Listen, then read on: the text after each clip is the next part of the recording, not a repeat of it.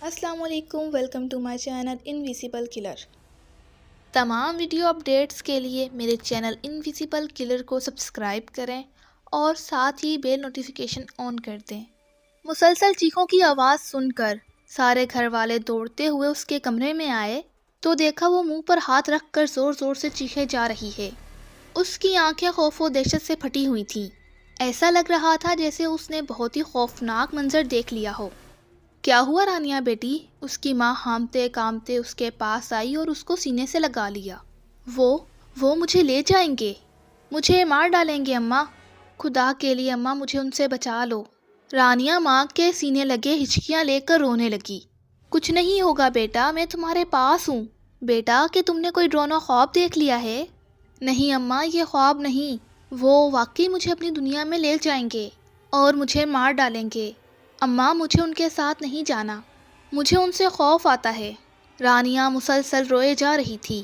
اچھا بیٹی تو رو مت، میں تیرے پاس ہی سو جاتی ہوں۔ یہ کہتے ہوئے فاطمہ بیگم اس کے پاس ہی لیٹ گئیں اور اس کے بالوں میں انگلیاں پھیرنے لگی۔ تھوڑی دیر بعد رانیہ نیند کی گہری آغوش میں جا چکی تھی۔ وہ ماں باپ کی بہت لاڈلی تھی، کیونکہ دو بھائیوں کی اکلوتی بہن تھی۔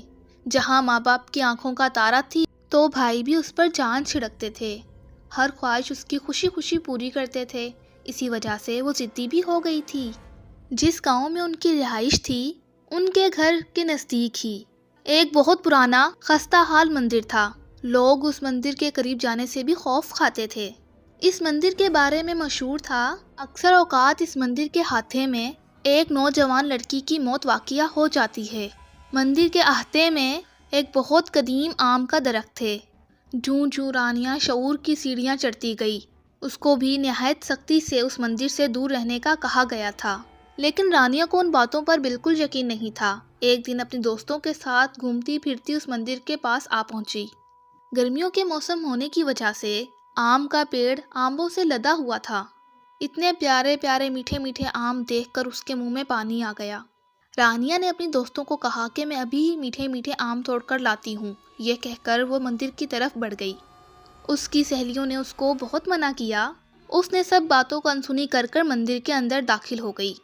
آم کے پیڑ کے پاس جا کر اس نے بہت سارے آم توڑ لیے۔ اپنے آنچل میں سارے آم بھر کر وہ جوں ہی واپسی کو مڑی تو اس نے پیڑ میں سے آواز سنی، جیسے کوئی دوسرے سے مخاطب ہو کر کہہ رہا ہو، ہاں سوگان، یہ وہی لڑکی ہے، اب تم اپنی منزل کو آرام سے پالو گے۔ اس آواز نے کسی اور سے مخاطب ہو کر کہا۔ یہ آوازیں اسی درخت سے آ رہی تھیں جہاں سے اس نے بہت سارے آم توڑے تھے۔ ان آوازوں کو سن کر وہ تھوڑی خوفزدہ ہو گئی اور جلدی سے واپسی کے لیے مڑ گئی۔ ہر رات وہ سوتے میں چیخنے لگتی۔ اس کی ماں اس کی اس حالت سے بہت پریشان تھی۔ اس رات تو حد ہو گئی۔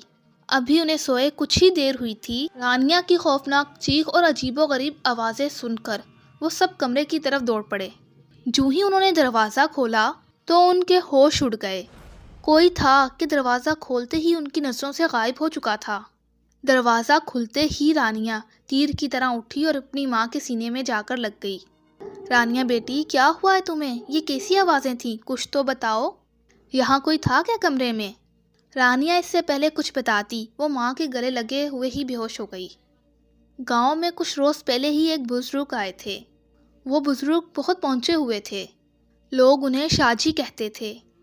فاطمہ بیگم نے اس کی بہت تعریف سنی تھی، اسی لیے اس نے اس کے پاس جانے کا فیصلہ کر لیا۔ دوسرے دن وہ اس بزرگ کے پاس جا پہنچی۔ بہت سارے لوگ بیٹھے تھے، سب اپنے اپنے مسائل کا ذکر کر رہے تھے۔ اپنی باری آنے پر فاطمہ بیگم اپنی بیٹی رانیہ کے ہمراہ شاہ جی کے سامنے گئیں۔ شاہ جی شکل سے ہی اللہ والے لگ رہے تھے۔ ان کے چہرے پر نور ہی نور تھا، ماتھے پر نشان عبادت بھی تھا۔ وہ بزرگ رانیہ کو بہت غور سے دیکھ رہے تھے۔ فاطمہ بیگم نے جوں ہی بولنے کے لیے منہ کھولا، شاہ جی نے ہاتھ کے اشارے سے منع کر دیا اور بولے، ہم جانتے ہیں کہ آپ کی بیٹی کے ساتھ کیا مسئلہ ہے۔ میرے موکلوں کے مطابق آپ کی بیٹی سکوان کے چکروں میں پھنس چکی ہے اور اس کا بچنا بہت مشکل ہے۔ اور ایک بات، آپ کی بیٹی اماوس کی رات کو پیدا ہوئی تھی، اسی لیے وہ لوگ اس کو بالکل نہیں چھوڑیں گے۔ بابا جی، مجھے تو کچھ سمجھ نہیں آ رہا، یہ سگوان چکر کیا ہے؟ آخر مسئلہ کیا ہے؟ فاطمہ بیگم نے پریشانی کی حالت میں کہا۔ شاہ جی کچھ دیر خاموش رہے، پھر بولے، آج سے تقریباً 100 سال پہلے کی بات ہے۔ شہنشاہ جنات کے بیٹے ساگوان کو ایک آدمزاد لڑکی پسند آ گئی۔ وہ اس کے پاس ایک نہایت ہی خوبصورت نوجوان کے روپ میں جاتا تھا اور اس لڑکی سے وہ شادی کرنے پر تل گیا، جس کا نام نتاشا تھا۔ وہ لڑکی بھی اس سے محبت کرنے لگی۔ اس لڑکی کا دل جیتنے کے بعد پھر ساگوان نے اس کو اپنی حقیقت بتا دی کہ وہ ایک جن زادہ ہے۔ وہ جو لڑکی نتاشا اس لڑکے پر دل و جان سے فدا تھی، اسی لیے دونوں نے شادی کا فیصلہ کر لیا۔ نتاشا ساگوان کی حقیقت سے واقف ہونے کے باوجود بھی وہ اس کی دنیا میں جانے کے لیے تیار ہو گئی۔ جب وہ دونوں جنات کے قبیلے میں پہنچے، وہاں تو بھوچال آ گیا۔ ایک جن زادے کو آدمزاد سے شادی کرنا ان کو یہ توہین لگا اور یہ ناممکن تھا، کیونکہ جن زادہ اور آدمزاد کا ملاپ ممکن نہیں۔ اسی لیے ضروری تھا کہ نتاشا ایک خاص منتر پڑھے۔ اس منتر کے بعد اس لڑکی کو خاص مشروم دیا جانا تھا، جس میں سانپ کا زہر ملا ہوا تھا۔ منتر پڑھنے کے بعد جب وہ لڑکی مشروب پیتی تھی تو اس کے اوپر زہر کا کوئی اثر نہیں ہوتا تھا۔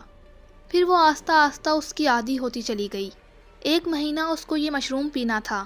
اس کے بعد وہ اس قابل ہو جاتی کہ وہ جن زادے سے شادی کر سکے۔ 29 راتیں پوری ہو چکی تھیں، لیکن آخری رات میں لڑکی مشروم پینے سے پہلے منتر پڑھنا بھول گئی اور اس نے وہ زہر والا مشروم پی لیا۔ منتر پڑھے بغیر زہر والا شربت پینے کی وجہ سے وہ موت کے منہ میں چلی گئی۔ اس شربت میں یہ صفت تھی، لگاتار وہ شربت پینے کی وجہ سے اس لڑکی نتاشا کے اندر ایک خاص وجہ پیدا ہو گئی تھی کہ اس کا جسم مرنے کے بعد بھی خراب نہیں ہو سکتا تھا۔ نتاشا کی موت کی وجہ سے ساگوان صدمے سے پاگل ہو گیا۔ کچھ عرصے بعد جب ساگوان سنبھلا تو اس کو ایک بوڑھے جن کا خیال آیا، کیا پتا اس جن کے پاس کوئی ایسی وجہ ہو جس سے نتاشا واپسی زندہ ہو جائے، کیونکہ وہ نتاشا کو واپسی زندہ کرنا چاہتا تھا۔ اسی وجہ سے اس نے بوڑھے جن سے ملاقات کی اور اسے اپنی مدد کرنے کے لیے کہا۔ بوڑھا جن راضی ہو گیا۔ اس نے ساگوان کو بتایا، اگر 11 آدمزادیاں جو اماوس کی رات کو پیدا ہوئی ہوں، ان کو مار کر ان کا خون نتاشا کے سر پر ٹپکایا جائے تو وہ واپسی زندہ ہو سکتی ہے۔ اس طرح وہ زندہ ہونے کے بعد تم سے شادی بھی کر سکتی ہے۔ اس جن نے ساگوان کو ایک منتر بتایا، کسی بھی مندر کے احاطے میں آم کا پیڑ ہو، اس پیڑ کے اوپر یہ منتر پڑھ کر پھونک دینا۔ اس منتر میں ایسی کشش ہوگی، وہ لڑکی جو اماوس کی رات کو پیدا ہوئی ہو وہ اس آم کے پیڑ کی طرف خود ہی چلی آئے گی، اور اگر اس لڑکی نے اس درخت سے آم توڑ کر کھا لیے تو وہ آسانی سے تمہارے قبضے میں آ جائے گی۔ یہ کہہ کر بوڑھے جن نے اس کو جانے کی اجازت دے دی۔ ساگوان بہت خوش تھا۔ اس نے فوراً ہی انسانی دنیا میں جا کر اس مندر کی تلاش شروع کر دی۔ آخرکار وہ مندر اس کو مل گیا۔ وہ مندر وہی تھا جس گاؤں میں رانیاں رہتی تھی۔ اس نے فوراً ہی منتر پڑھ کر اس آم کے درخت پر پھونک دیا۔ اس وقت سے لے کر اب تک وہ 10 لڑکیوں کا شکار کر چکا ہے۔ اس کا آخری شکار آپ کی بیٹی رانیہ ہے، جس کا خون نتاشا کے ماتھے پر ٹپکانے سے وہ دوبارہ زندہ ہو جائے گی اور پھر وہ دونوں شادی کر لیں گے۔ شاہ جی، خدا کے لیے میری مدد کریں۔ کچھ تو ایسا طریقہ ہوگا نا کہ میری بیٹی ان کے چنگل سے بچ جائے، فاطمہ بیگم نے روتے ہوئے شاہ جی سے کہا۔ شاہ جی نے کچھ دیر آنکھیں بند کیں اور پھر آنکھیں کھولی اور کہنے لگے، میرے موکلوں کے مطابق بس ایک ہی طریقہ ہے جس سے آپ کی بیٹی کی جان بچ سکتی ہے۔ وہ کون سا طریقہ ہے بابا جی، وہ مجھے بتائیں، میں ہر حالت میں اس پر عمل کروں گی۔ شاہ جی نے اس کو ایک تعویذ دیتے ہوئے کہا، یہ تعویذ لڑکی کے کمرے میں ایسی جگہ پہ رکھنا جہاں لڑکی کی نظر نہ پڑے اور وہ اس تعویذ کو کبھی چھو نہ پائے۔ اگر اس 7 دنوں کے اندر اس نے اس تعویذ کو چھو لیا، پھر تو دنیا کی کوئی بھی طاقت اس جنزادے سے اس کو نہیں بچا سکے گی۔ یہ 7 دن آپ کی بیٹی رانیہ کے لیے بہت اہم ہے، ورنہ پھر وہی ہوگا جو وہ جنزادہ چاہتا ہے۔ فاطمہ بیگم نے وہ جلدی سے تعویذ لیا اور گھر آ کر رانیہ کے کمرے میں جا کر میز کے نیچے رکھ دیا، کیونکہ وہاں رانیہ کی نظر نہیں پڑ سکتی تھی۔ چوتھے دن رانیہ کی سہیلی کی شادی تھی۔ وہ خوشی خوشی شادی میں جانے کے لیے تیار ہو گئی۔ کانوں میں جھمکا ڈالتے ہوئے اچانک جھمکا نیچے گر گیا اور پاس پڑی میز کے نیچے چلے گیا، تو وہ جلدی سے جھکی اور ہاتھ آگے کر کے جھمکا ڈھونڈنے لگی، لیکن اس جگہ تک اس کا ہاتھ نہیں پہنچ پایا۔ رانیہ بیٹی جلدی کرو، تمہاری سہیلی تمہیں بلا رہی ہے۔ ماں کی آواز پر اس نے فوراً ہی میز کو دھکا دے کر جھمکا اٹھانے کے لیے جھکی تو دیکھا کہ جھمکا تعویذ کے نزدیک پڑا تھا۔ جھمکا اٹھاتے ہوئے اس کی نظر تعویذ پر پڑی تو اس نے تعویذ اٹھا کر غور سے دیکھنا شروع کر دیا۔ جب کافی دیر ہو گئی رانیہ اپنے کمرے سے نہ نکلی تو فاطمہ بیگم خود کمرے کی طرف چل پڑی۔ کمرے میں جا کر دیکھا تو رانیہ کمرے میں موجود نہیں تھی۔ اچانک ان کی نظر میز کی طرف گئی۔ میز اپنی جگہ سے ہٹی ہوئی تھی۔ جو میز کے نیچے تعویذ رکھا ہوا تھا وہ تعویذ میز کے اوپر پڑا تھا، جس کا صاف مطلب تھا کہ رانیہ نے وہ تعویذ اٹھا کر اپنے ہاتھ میں رکھ لیا تھا۔ فاطمہ بیگم کو ساری بات سمجھ میں آ گئی، لیکن اب بہت دیر ہو چکی تھی، کیونکہ ان کی بیٹی ساگوان چکر کا شکار ہو گئی تھی، جس نے 11 اماوس کی رات کو پیدا ہونے والی لڑکیوں کی قربانی دیکھ کر اپنے عشق کو حاصل کیا۔ رانیہ کی ماں روتی پیٹتی اپنے دل پر ہاتھ رکھ کر بیٹھ گئی، کیونکہ اس کو معلوم تھا کہ اب اس کی بیٹی واپسی کبھی گھر نہیں آئے گی۔